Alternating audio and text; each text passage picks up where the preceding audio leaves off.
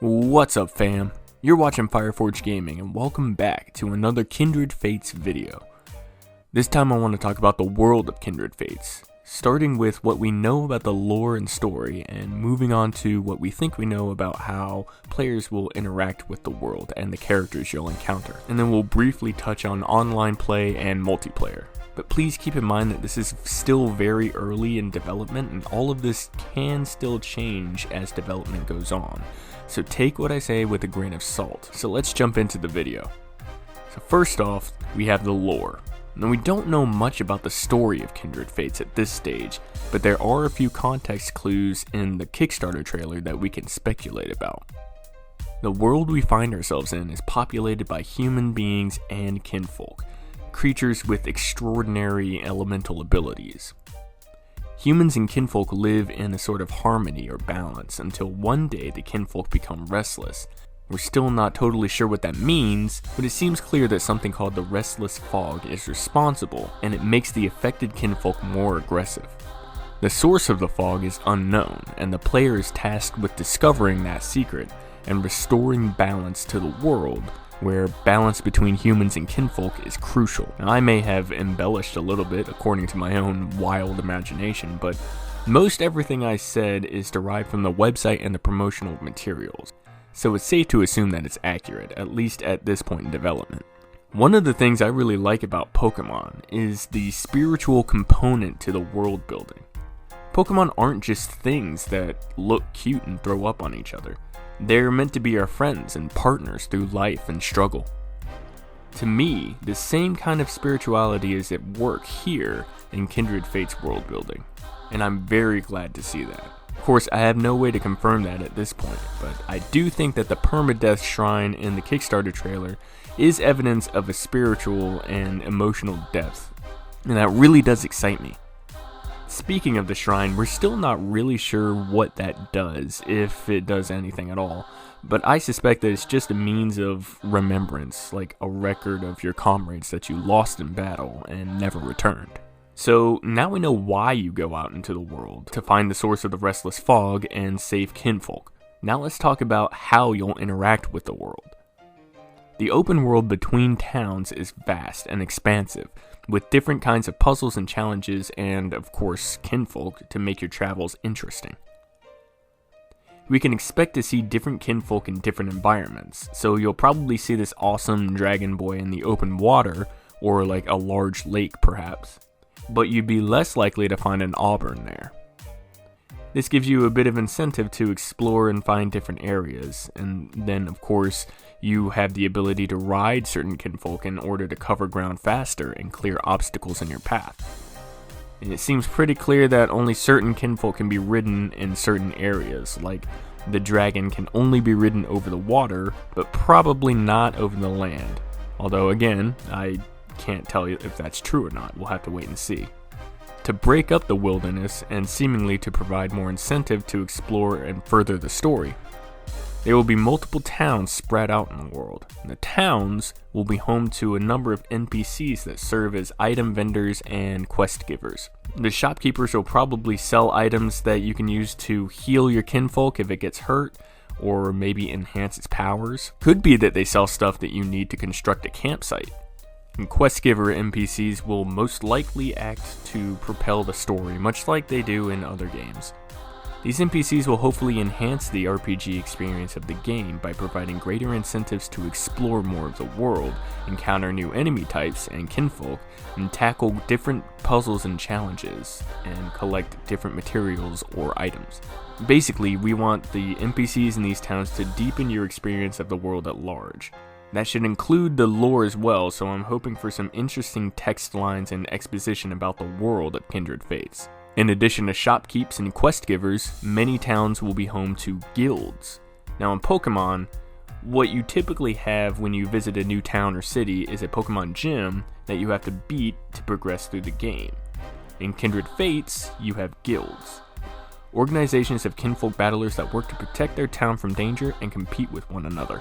As the player, you can join a guild either by completing a specialized task or defeating a high-level member of the guild. membership comes with the ability to recruit new kinfolk to the party.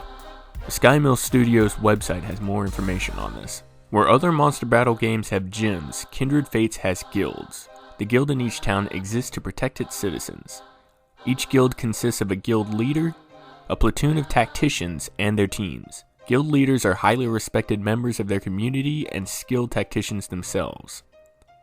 Guilds are often looking for new recruits. Prove your worth to them and they might make you a member. Each guild requires potential tacticians to complete a different set of challenges to gain admission. Some may simply require you to defeat a high-ranking member in combat, while others have more strict requirements that include solving puzzles or testing the quality of your character.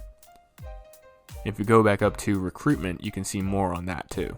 Where other monster battle games have breeding, Kindred Fates has recruitment. Once you're a member of a guild, you'll have the ability to recruit new members to your team.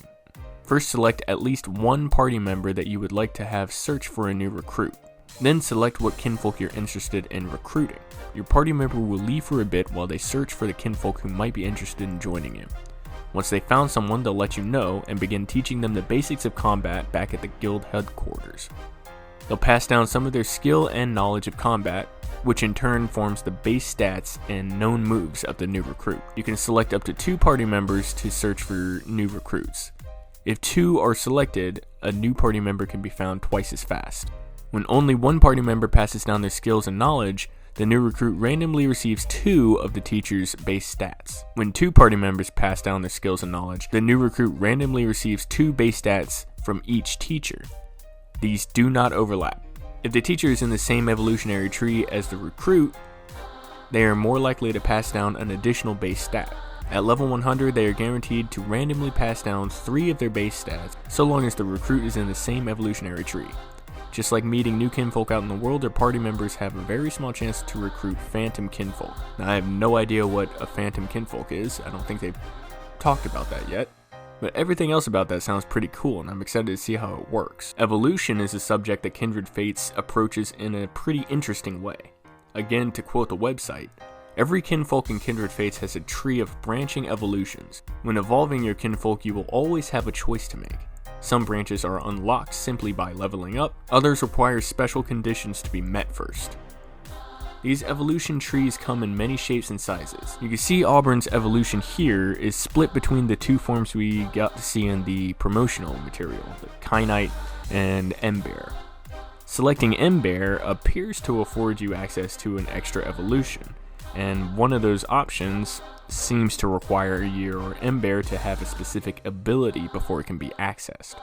Evolving Pokemon was always one of my favorite parts of Pokemon games. It's exciting to see a character you've been working hard on taking a completely new form and gaining new powers. I'm excited to see what different forms evolution takes in Kindred Fates and to learn more about how it fits in the world. Alright, now let's talk about online capabilities. We can see from the Kickstarter trailer that Kindred Fates does feature competitive multiplayer.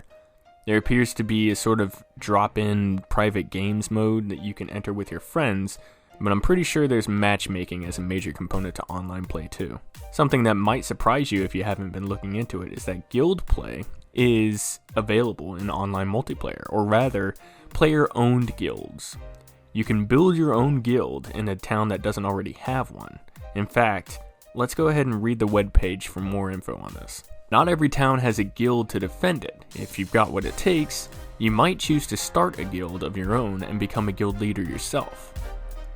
To get started, you'll need a building to call your headquarters. There are many buildings available for purchase in Hinterlock, some more expensive than others. Once you've made a selection, you'll need to give your guild a name and an emblem. From there, it's yours to do with as you please. Recruit new members, train with them, add traps, design puzzles, and customize the interior to your taste. While playing the game online, you can challenge other players' guilds, or allow others to challenge yours. You can select your guild as your preferred stage when queuing up for matchmaking. This will only affect the stage's appearance in competitive modes to ensure layouts remain standardized. Along with all the perks, being a guild leader also comes with a lot of responsibility. As a guild leader, it's your job to ensure your guild is prepared to defend against attacks. If your guild isn't able to repel an attack, it could have serious consequences for the town. Now, this is a goal that has already been reached on their Kickstarter, so yes, it will be in-game, which is exciting. I'm always looking for new ways to interact with my friends and with new people and to compete and cooperate with them and test my skills against new opponents. And having my own guild for my friends to visit and being able to visit theirs just sounds like a blast to me, and I can't wait to see how it works.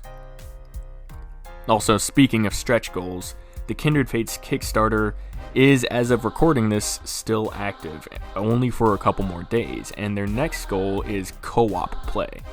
So hopefully you can go and donate and help them reach that goal, because I can't think of anything that can make the world I've seen better than to experience it with friends. So go check out the Kickstarter and join the Discord channel for updates and info on the game's development. Links to both are in the description. Alright, that's going to do it for the video, guys. I hope you enjoyed watching it. I hope you got some value out of it and learned some new things about the upcoming game Kindred Fates. This is a title I'll be watching closely, and I'll put out more videos as new information becomes available. Now I've got a question for you guys. Actually, I have two questions. First question, which of the kinfolk that we've already seen is your favorite so far? It's a hard choice, especially since one of their stretch goals on Kickstarter brought the total kinfolk count to 156 in-game kinfolk. That's a lot of best friends for my newly adopted sons, Smokey Wolf and Dragon Boy.